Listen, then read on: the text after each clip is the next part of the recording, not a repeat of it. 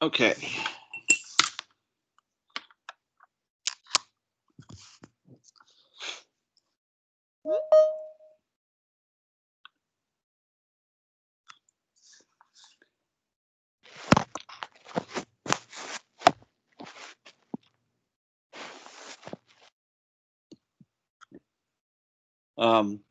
Now with the schedule as tight as it is for the semester, what I'm going to be doing is that the usual pattern of having assignments due on Tuesdays and Fridays is going to continue into next week also. Now, Monday will be Labor Day, but what I'm going to be doing is sometime during the weekend, or perhaps tomorrow, I'll be recording a lecture on the next lesson, which would be 2.4. There's actually not very much to it. There's not many problems.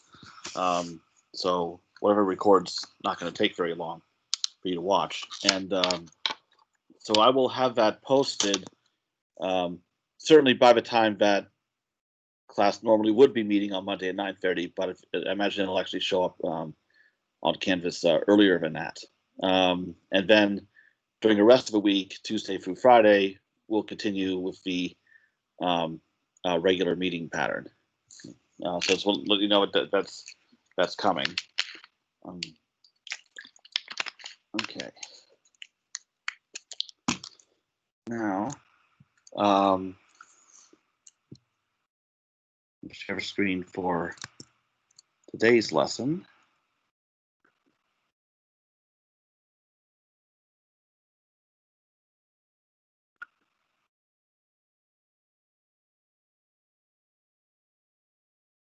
Okay.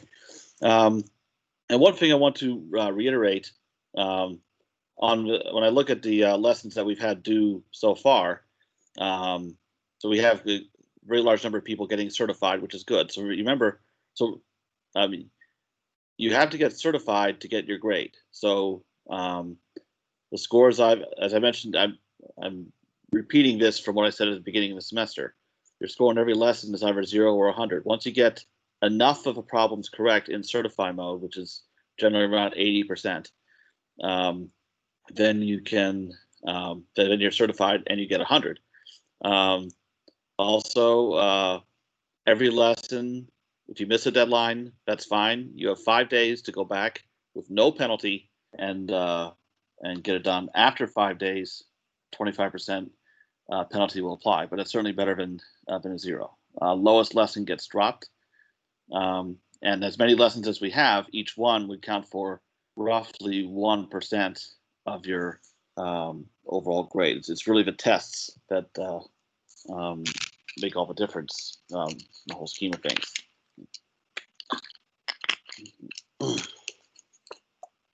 And the way I had it set up, and I want to confirm this in Hawks for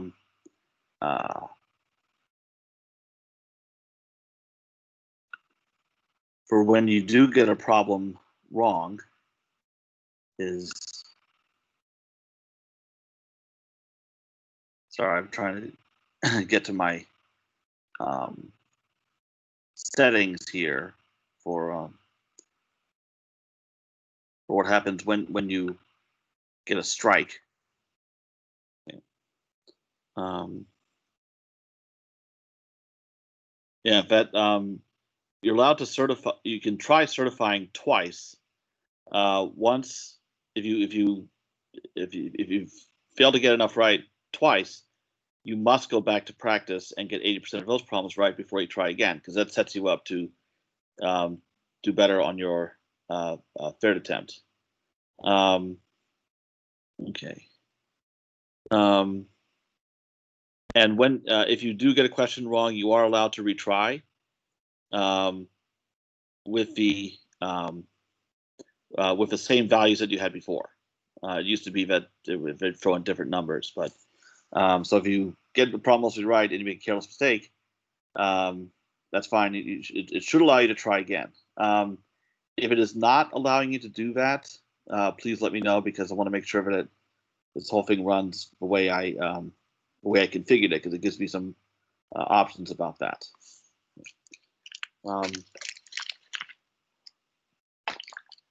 If you are trying to certify and you have to go, like you're not able to finish at that time, you are allowed to pause and resume as many times as you need to. You don't have to do it all at once. Okay, so those are the settings that I put in there. So I want to make sure that it actually is behaving that way.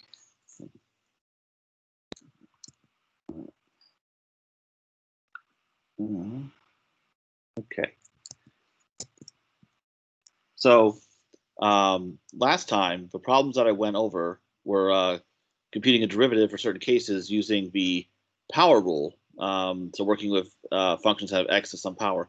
So we have that here again. But we have certain application problems and also problems where there are multiple terms involved, or cases where before you take the derivative, it's necessary to rewrite the function in a form where you can apply these rules that we're using. All right. So we'll jump in with this one. So here we have two terms being subtracted.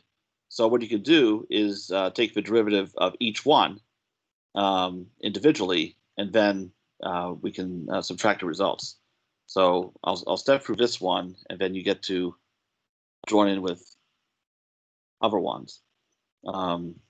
So for each one of these, we have a constant, times x to some power. So we're going to use the power rule on each one. And we saw this last time. We're just doing it in each term. So whatever constant you have out front stays there. So don't drop it. Exponent comes down, deduct 1 from the exponent, and we do that in each term. So here we see it all written out. And then we just go ahead and clean this up by multiplying everything out, setting all the exponents, and this is what we end up with. And here we get x to the first, but that's just x. And that's how these next several ones go. That we're just going to look at the power rule in each term. Now, as we move to the next one, here it is, this first term, that's just a constant. So we're going to do the same thing. We take a derivative of each term, but what's the derivative of this first term going to be?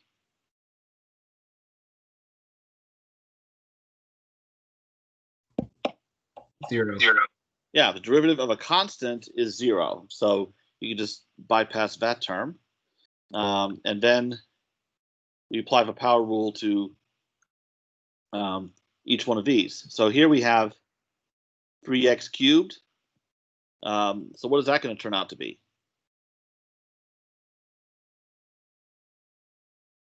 Using the same approach as up here.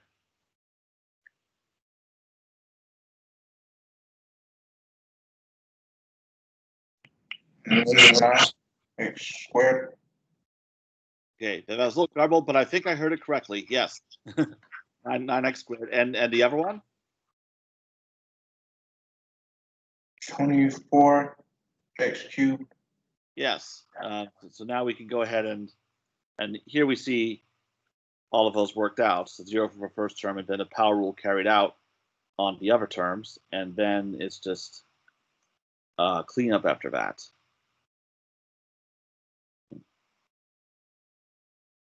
By the way, there's a rule of thumb on when it comes to tests. What I try to do is I review every test myself after Hawks has graded them, because I try to give as much partial credit as I can justify. It's actually easier to do that if you don't take the time to simplify answers. So for one thing, you're costing yourself time by trying to simplify answers when you really need to move on to the next problem.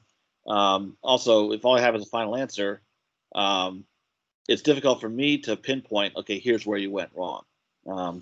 So for example, the way Hawks scores problems is on a test, every problem is worth 2 points. And it will give no partial credit whatsoever, but I can go back in and do that. So for example, if it's function like this, it has several terms, and you get the derivative correct for at least some of those terms, but maybe not others, then I would give you partial credit for that.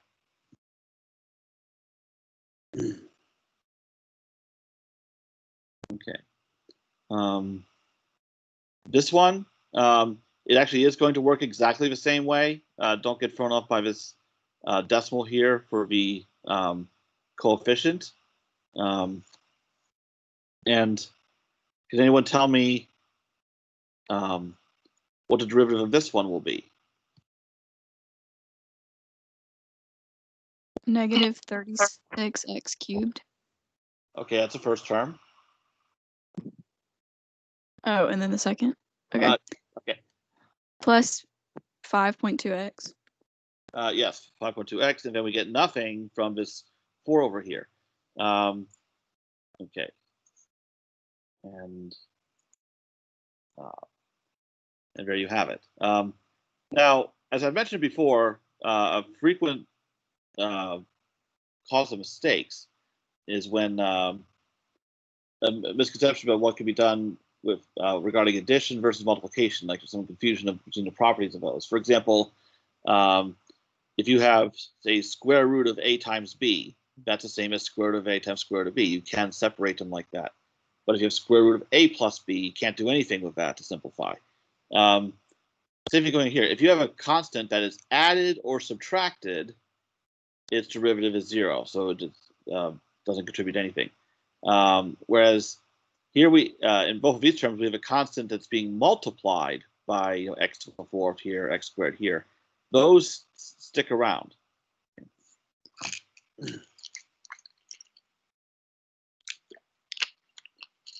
I've actually seen it happen frequently enough to notice the pattern where you get a function like this, and someone will take a derivative of this part perfectly, and then they leave this hanging around. So remember to not include that in the derivative. That same thing happens again here. Okay.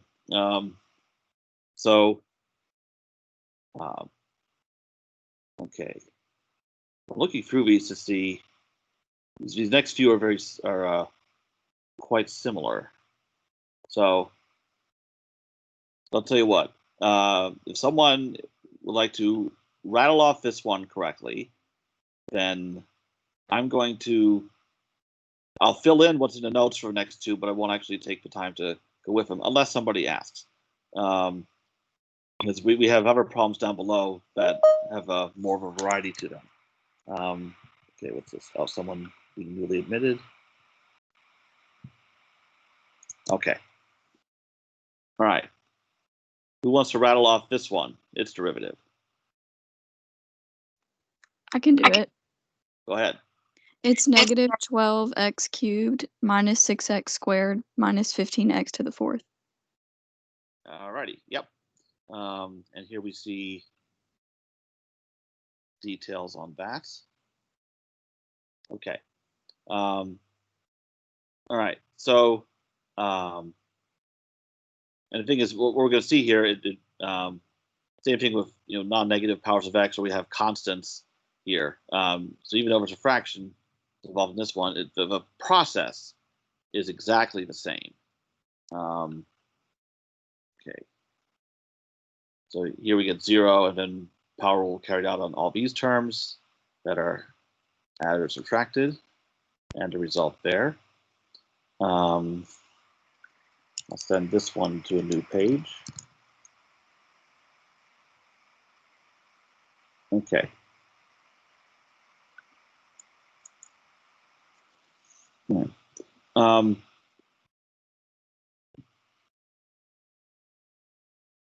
And remember, when in this case, when I pull down the exponent, 2 in this case and 5 in this case, and then we have this, what the power rule gives us, and then we go ahead and clean it up and multiply everything out, simplify things. then we're just multiplying the numerators to get these fractions. Okay. Everyone keep in mind, again, this is just because I noticed that some students don't realize this. Here I have -4/3, which is no different than if I put the minus out here. As far as Hawks or me is concerned, I'm concerned, you can write it either way. Okay. This one, also the same process, but I want to take the time to go through this one because we have fractional exponents here, and sometimes those can cause difficulties.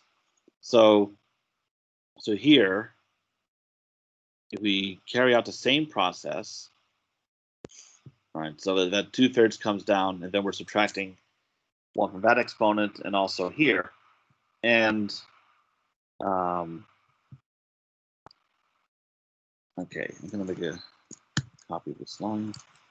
So remember to, when you're subtracting 1 from these exponents, to express using a common denominator.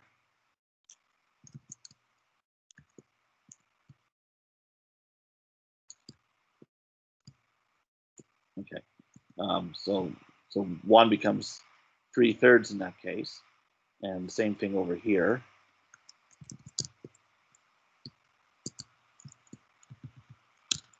Okay, so 2/2.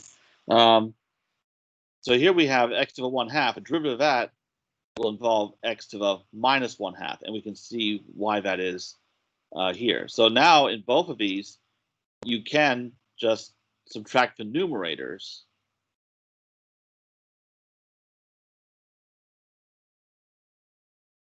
Oh, I believe I have a typo there. Yes, I do. Okay, that should be to the -1/3. Okay, and then here we have to the -1/2 here. Okay, and when you see enough of these from working on so many problems, you start to get a feel for what the exponents turn out to be, and then you don't have to go through all this. Like, okay, x to the 2/3, the derivative of that's going to involve x to the -1/3. So notice to get from the numerator up here to the numerator down here, you're subtracting the denominator. That's really what happened because of this. Okay. So questions about this one. It's important to recognize it's the same process as in the previous problems, just that we had different exponents to work with.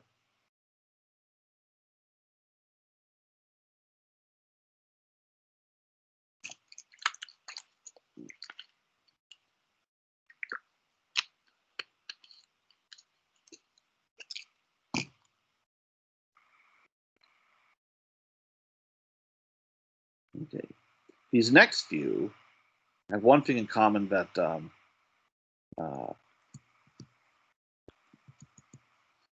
that it's not feasible to apply any of these differentiation rules like a power rule to it in the function in its present form. Something has to be done to it first. It needs to be rewritten, and then you can take care of that. So the power rule is meant for terms involving, like, a constant times x to a power, and we don't have that here. In an upcoming lesson, like next week, I will show you how to take a derivative of a product of functions. It's called the product rule, but that's not necessary for this. You can, as you often refer to it as FOIL, that you can multiply this out, and then you can take a derivative as usual. So when you do that, so foiling will give you 4x squared plus 8x, and then 5x, and then 2 and 5 give you 10. Okay, so the way this was written, it wasn't FOIL, it was FILE, but you get the idea. Here we have alike terms that we can combine. So at this point, I've not done anything to take a derivative. All I've done is just rewrite the original function. But now it's in a form where you can apply the power rule to each term. I'll write out the intermediate step as usual. So 4 times 2x plus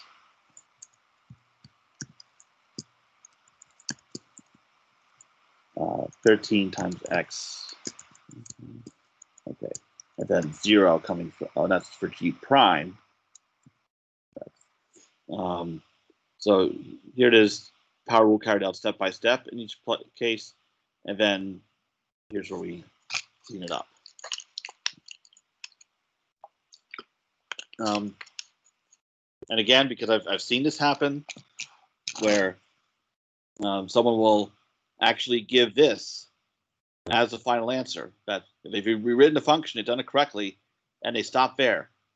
Remember what the goal is. The goal is still to get the derivative. So whereas in the previous problems, you could jump into that right away, here there is a 2-step process implicit in the problem description. Rewrite, then take a derivative. And that's the case for these next two also. So, and I'll give partial credit, but you're throwing away full credit.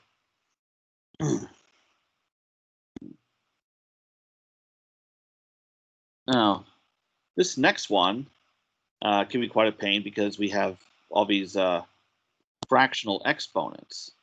So here again, we need to rewrite this in a way that we can use a power rule. So that means distributing the x to the 3/4 through what's in parentheses here. And as an intermediate step,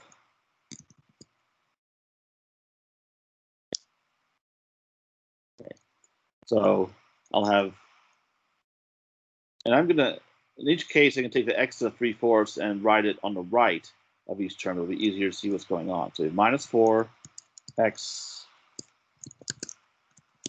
to the 1/4, and then x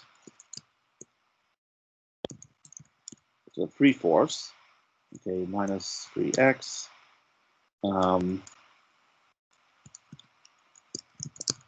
the 9/4. Whoops. Okay, and then x to the 3/4.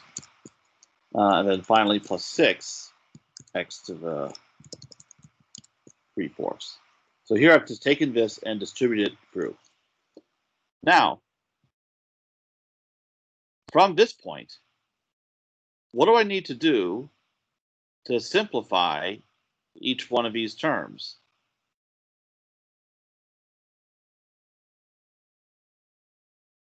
Okay, more specifically, what do I have to do with these exponents?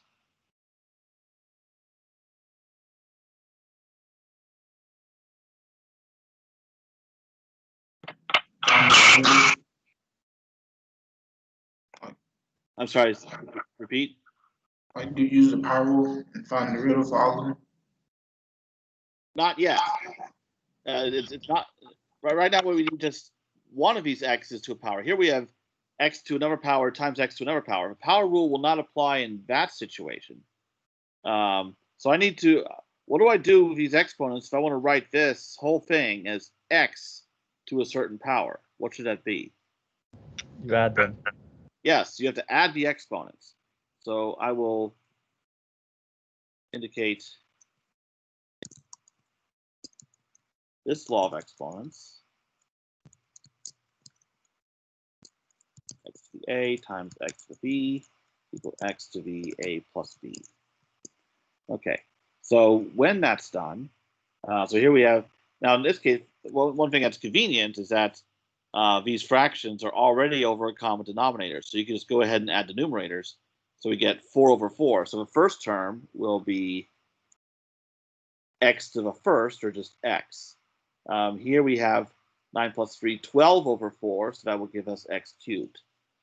Here we just have x to the 3/4 by itself. So there's nothing else to do there. So any questions about how we got to this?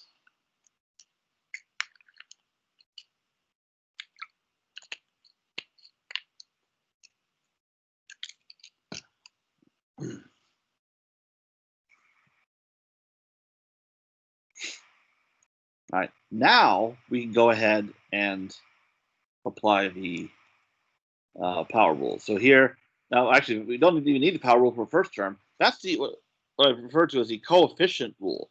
If you have a constant times x, the derivative is just that constant.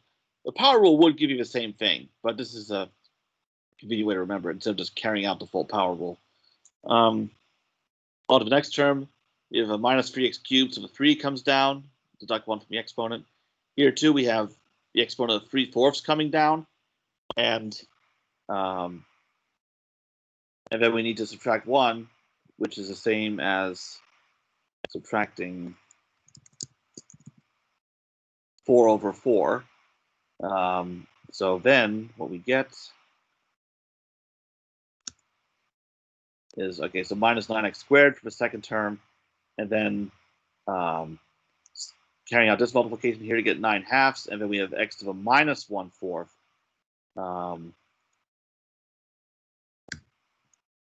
The final result there.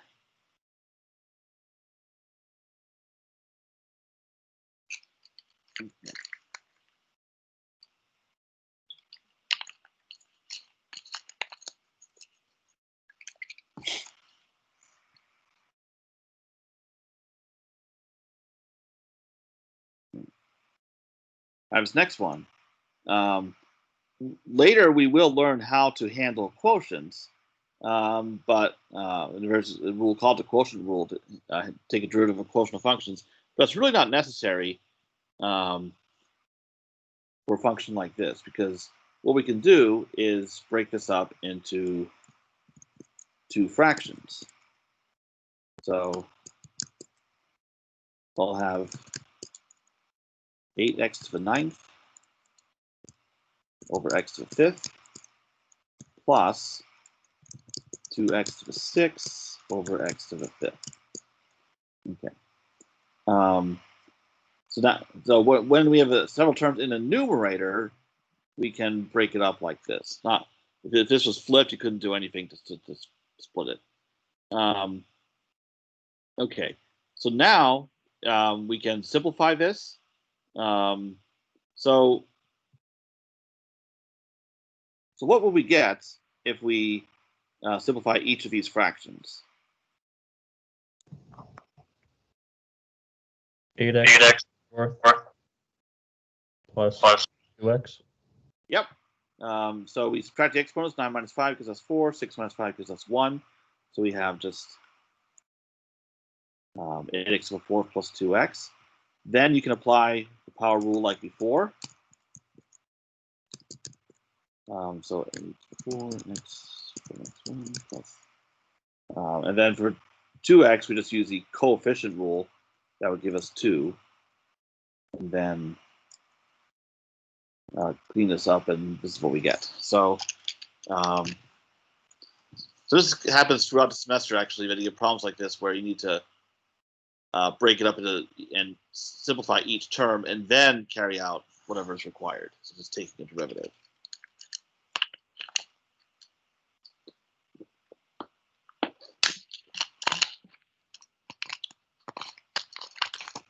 Okay.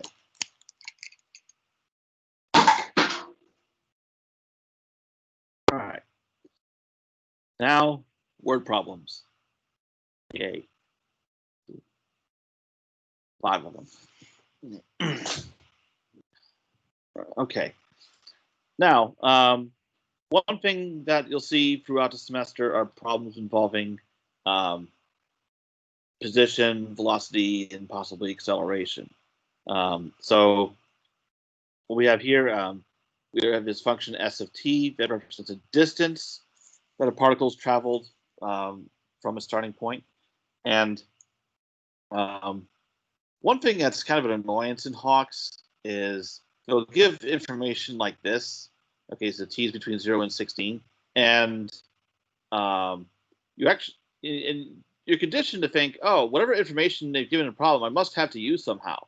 But that actually isn't true in this case. So the specification that t is between 0 and 16 plays no role in this problem. So I just want to give a heads up that now and then that will happen. Okay. So since the function s of t represents the position, or think of it as displacement, the derivative, in general, the derivative is the instantaneous rate of change of a function. So here, because position, so I'll write this out. S of t gives position as a function of time. Its derivative as prime of t is the instantaneous rate of change of position with respect to time, which is velocity. So it's something to remember that if the function that you're given is position, its derivative is velocity. Later on, we'll deal with the second derivative. So you just take the derivative again. That would be acceleration in this case. All right. So what the problem is asking for is find a velocity at a particular time, t equals 4. So what that means is, first, you need to get the derivative, like you have in our problems, and then once you have it, you're going to substitute in t equals 4. That has to wait until the end. So the first step, get the derivative. So for that, we go ahead and use a power rule as usual. Wait. Sorry, something went very wrong here. Okay.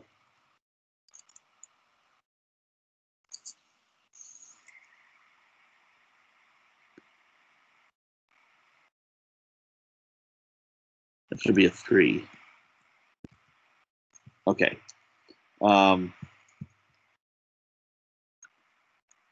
Let's write this out in full. Okay. So there's 0.5 hanging around there. The 3 comes down, and then we have taking 1 from the exponent. And then here with 20t, the coefficient rule applies. We just drop a t, and we have 20. And then cleaning this up, and this is the derivative that we get. Okay, so now that we have the derivative,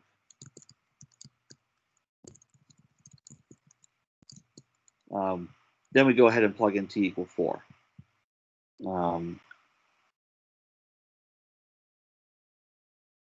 Okay, so then we just put that in here, and so we have 1.5 times 16, which is 24, and then we add on the 20. Okay, so velocity, which is s prime of 4. So if we could think of velocity v of t as s prime of t. So that would be 44. What's interesting is they do not give units in this function. Sorry, in this problem. They normally might give the position in feet or meters or something like that. But the fact is, a lot of mathematicians don't really care about units anyway. They just solve a problem, and then someone else could deal with units. Okay, so if time was in seconds and the position was in feet, then this would be 44 feet per second would be the velocity. I have a question. So on the test, are we going to have to put the units like feet per second or something like that, or does it matter?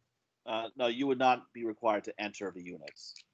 Okay, thank you. Yeah, like in a problem like this, if they did specify the units, they would have that filled in as part of the section where you enter the answer and you just put in a number.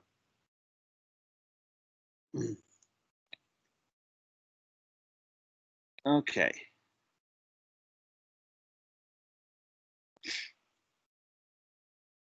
All right, so this next one here, here we are giving units at least. So we have a population. It's changing over time. So what they might have done was going through census data over the years and seeing how the population changed over time, and found that this particular function happened to fit that data well.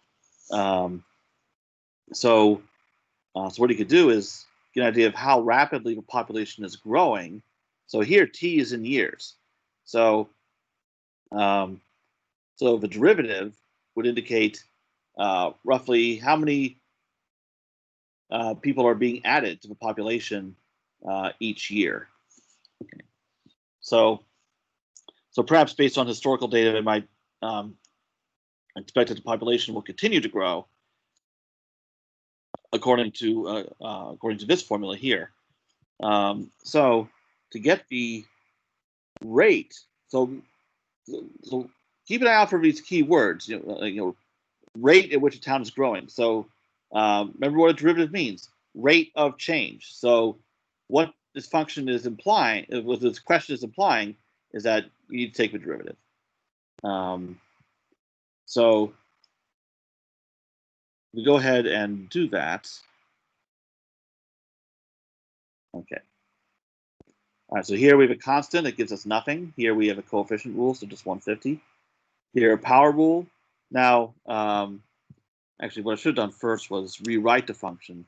Same function here, but square root of t is rewritten as t to the 1/2, because then it's suitable to use a power rule. And now we see what happens. The 1/2 comes down, and we have t to the 1/2 minus 1, which is the same as 2/2. So then we get, subtracting the numerators, you get t to the minus 1/2. So if we clean everything up, this is the derivative.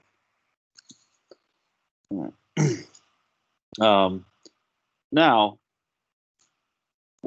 this is not required, but what you can do once you finish taking the derivative is, since the original function used a square root, here we have t to the minus 1/2. Well, that's the same as t to the 1/2 in the denominator, but that's also square root of t. So these two are equivalent. I don't care, and Hawks will also not care which form you use. But what you're going to do is plug in a value of t in your calculator, and you might prefer this form for doing that, because here you're just punching your square root button instead of having to take some number and raise it to the minus 1/2 power. So since it wants a rate of change in which town's growing after 4 years, and t is in years, again, pay attention to whatever units are given, if they are given, so that you plug in the right thing. So I plug in t equal 4 into the derivative. And because it's written in terms of a square root, and they chose a nice number, then all of this can be worked out. So we have 50 minus 36/2. So we wind up with 132. I'm going to write this as a proper fraction. Okay.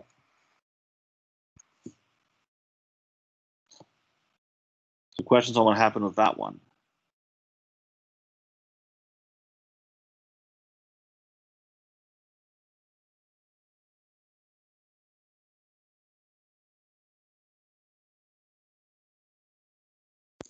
Now, a problem that will be very frequently given during a semester is, given a function, find the equation of its tangent line at a particular point. So this is the line that best approximates the function at that point, because it has the same value and also the same rate of change, the same slope.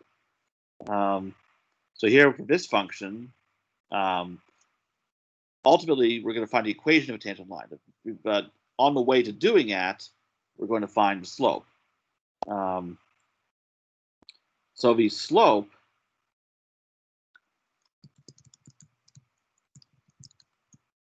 is obtained by taking the derivative. So you're going to go ahead and compute the derivative of this function, and then you plug in the given x value, 4 in this case. So What would a derivative of this be?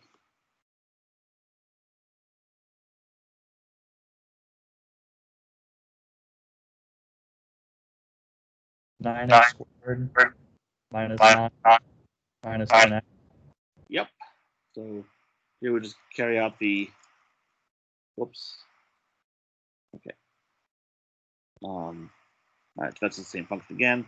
Carrying out either a power rule or in the case of the second term, the coefficient rule. All right, and then simplifying everything. Okay. Then we so that gives us the slope at whatever x, but now we plug in the given x, and we need f prime of 4. So here you just grind this out in your calculator. What to be very careful about here, they give a positive x value, so it's a non-issue. If they give it a negative one, make sure put the x value in parentheses. And it's a good habit just to get into no matter what. That way you won't end up making some sign mistake if they give it a negative value. So, so again, parentheses are your friend. So be sure to keep that in mind.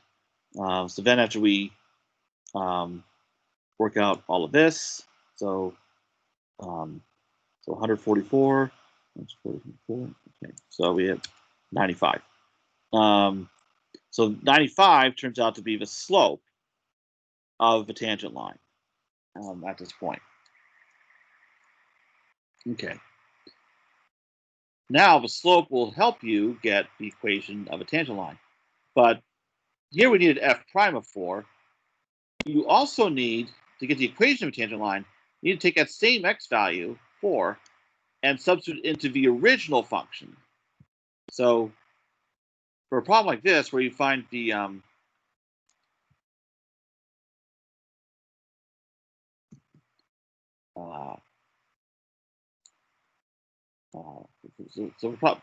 for a problem like this, you're going to need both a derivative and a function value at given x. So go ahead and work out f of 4. So I'm plugging in x equal 4 and working all that out. And that turns out to be, because remember, it's 3x cubed minus 9x minus 5x squared. Be sure to keep a function and a derivative straight. So after working all that out, you get 76. And then you have enough information to write the equation of a tangent line in this form, point slope form. And what is point slope form? So y minus the function value is equal to the slope, which is a derivative, times x minus the given x value. So here x naught refers to whatever x value is given. So in this case, 4. So I'll just fill in x equal 4 throughout. So you see here why we need both. So you need the f of 4 and f prime of 4. They just play different roles. So now you can fill in whatever numbers you have. So we got the slope earlier, and we also got the function value. And so here I filled in the slope, and then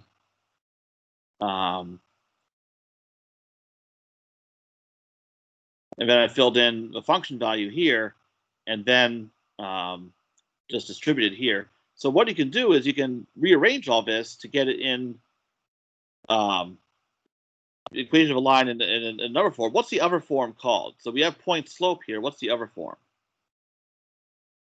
What do we call that? Slope intercept form. And we have a slope. We just need to sort out these numbers to get the y-intercept. And that turns out to be this. So this is the final answer.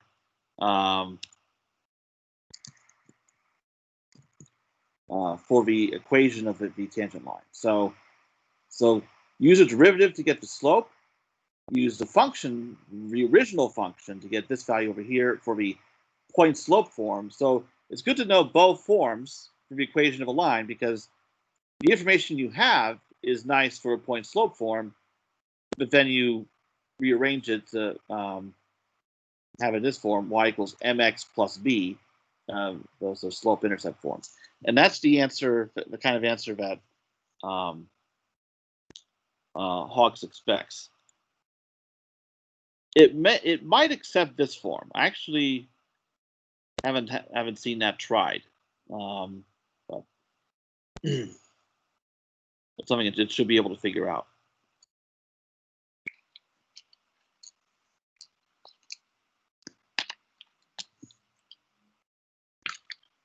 Any questions about that one?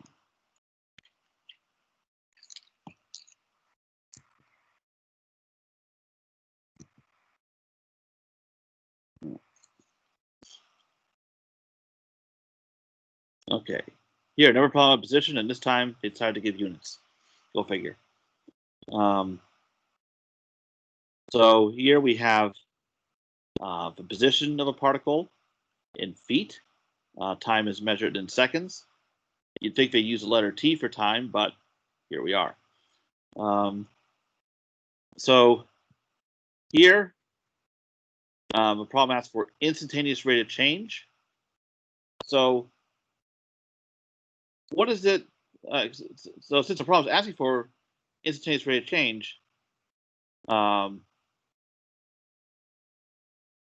at a particular x value, so this is similar to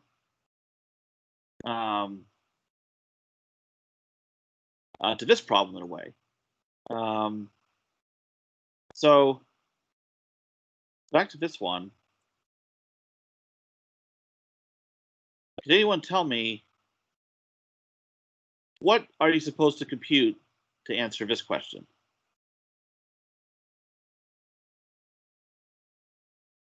And we'll work through it, but in a nutshell. Shouldn't it be the derivative of the 2 of x? Yes, it is. We do need the derivative, and then what do we do with it? And then you plug in the 3 as the x within the problem.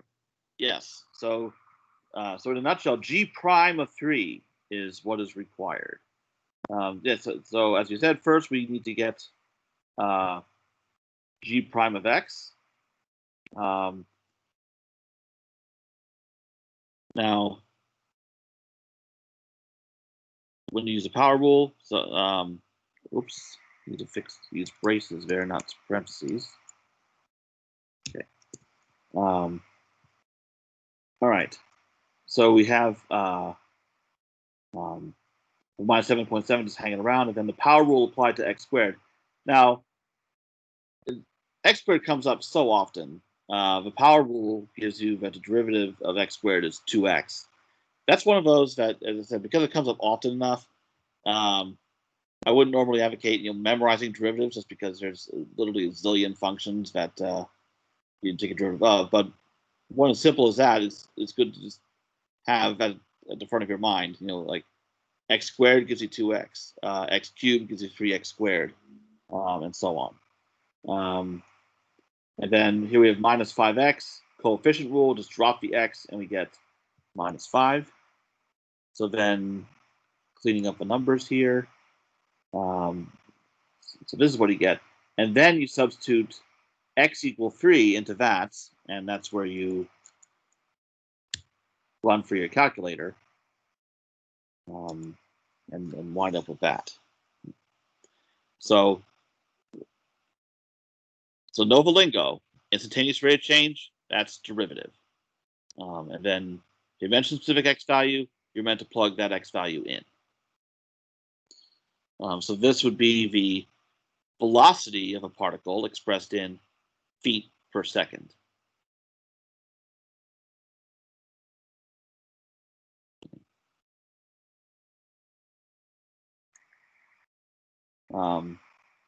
Now, here it's asking when will the instantaneous rate change? In other words, when will the derivative be equal to minus 220.6? So here we have an equation to solve.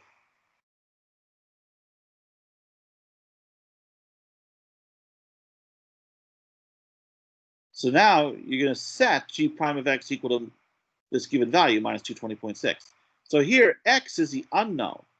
So what you would do is you take the derivative that you got earlier as a function of x, of minus 15.4x minus 5, and fill that in for g prime of x. So this is the equation that you would be solving for x. So what should I do now to solve for x?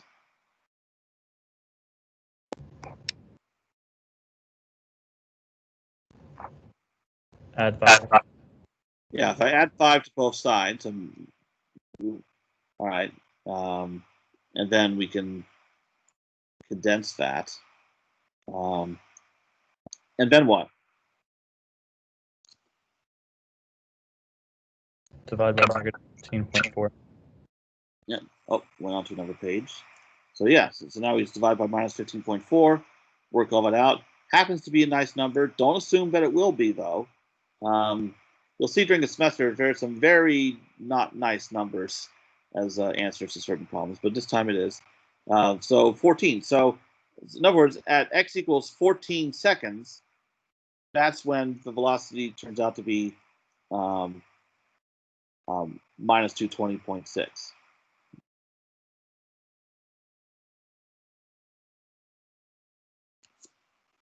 All right, so here, because this is a function of time, and saying when will the instantaneous rate of change be minus 220.6. That's your signal that your answer is meant to be a point in time. So that's why it's, and since they're inexplicably using x to refer to time, an x value is what you're solving for.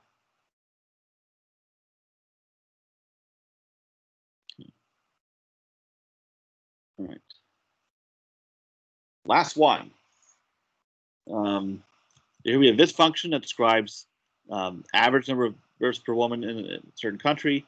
And this happens often in these kind of problems where the variable x refers to a year, but it's using a certain year, in this case 1956, as a reference point.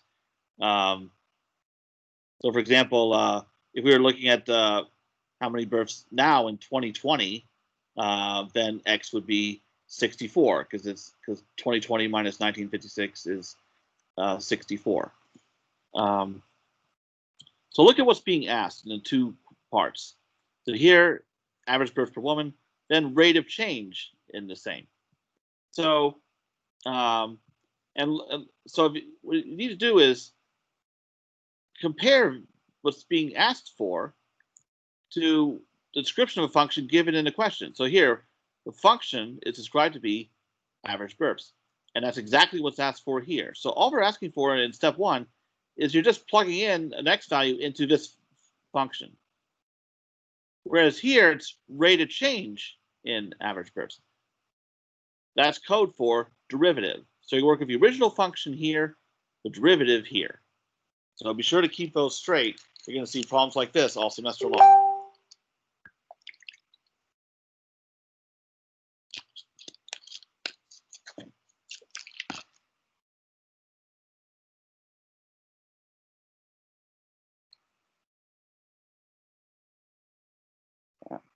All right, so for his first step, since this is exactly what the function itself means,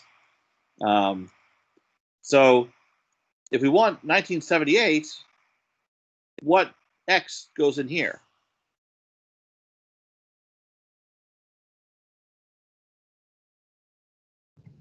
$22.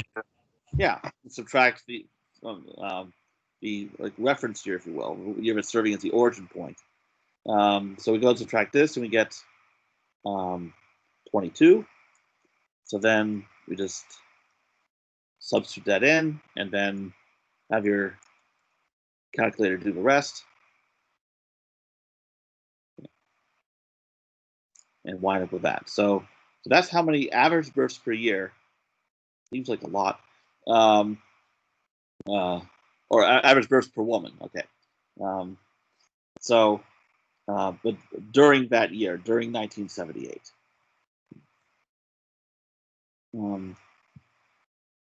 Okay.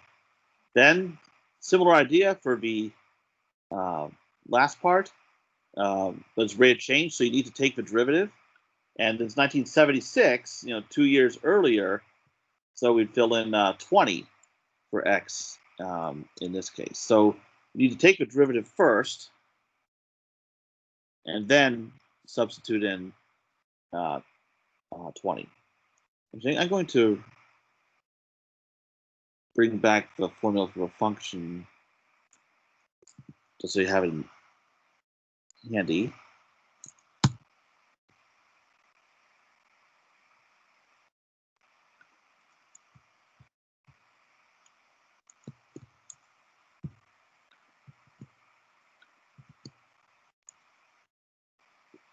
Okay, so here's the original function, and now you can see.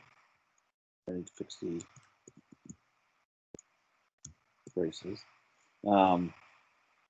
Okay. So here we have derivative of x squared being 2x. Here, coefficient rule, and then here we have just a constant, so that'll give us 0. So then we just sort all that out, and here's our derivative. So then we just substitute x equal 20 into that, and this is what your calculator will give you. So we see that it's negative. So that means that the average girths back in 1976 was very slightly going down. So when a derivative is positive, that means that and we'll get into this more in a later chapter, the function is increasing, whereas if it's negative, it's decreasing.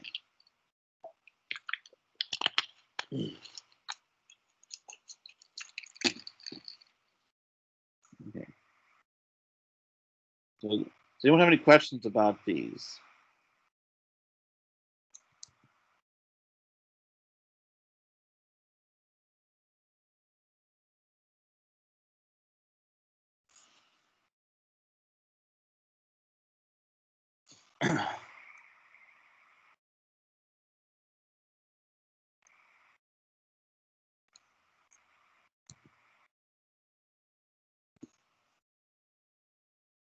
Okay, I'll stop recording at this point. So I hope that everyone has an enjoyable and safe and healthy Labor Day weekend. So there will be a video lecture being posted by Monday, and then we have a lesson due this Friday, and I'll have a usual Friday morning office hour in case anybody has any last minute questions on that. And then we'll continue regular routine starting on Tuesday.